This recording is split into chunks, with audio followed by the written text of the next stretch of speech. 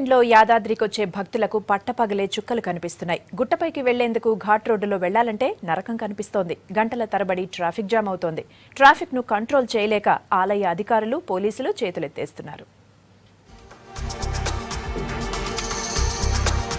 శని, ఆదివారం వచ్చిందంటే యాదాద్రిలో ఆలయ సిబ్బందికి, పోలీసులకు ఒకటే టెన్షన్.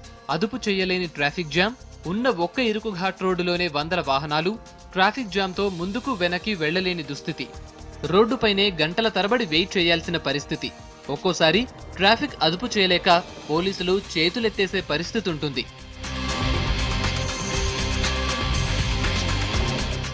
ట్రాఫిక్ ఇబ్బందుల్ని గుర్తించి గతంలో రాష్ట్ర ప్రభుత్వం గుట్టపైకి మరో ఘాట్ రోడ్డు నిర్మాణానికి ప్లాన్ చేసింది.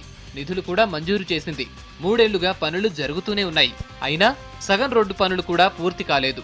దీనికి తోడు ఇప్పుడు యాదాద్రి అభివృద్ధికి రాష్ట్ర ప్రభుత్వం నియమించిన ఘాట్ రోడ్డు నిర్మాణానికి వైటీడీఏ బ్రేక్ వేసింది. ఘాట్ రోడ్డుకు మార్పులు సూచించడంతో పనులు నిలిపివేశారు. తెలంగాణ తిరుపతిగా పేరుగాంచినటువంటి యాదగిరి పుణ్యక్షేత్రము దినదిన అభివృద్ధి చెందుతుంది అంటున్నారు. కానీ గతంలో 2 సంవత్సరాల కింద ఈ యొక్క ఘాట్ రోడ్డు నిర్మాణం జరిగింది. కానీ దాన్ని ఎక్కడేసిన కొంగడు అక్కడే అన్నట్టుగా ఇప్పుడు కాంట్రాక్టర్ లోపమా, అధికార లోపమా, లేదా ఏందనేది అర్థమైతలేదు. రాష్ట్రపతులు కూడా ఈ యొక్క తెలంగాణ తిరుపతికి రావడం జరిగింది.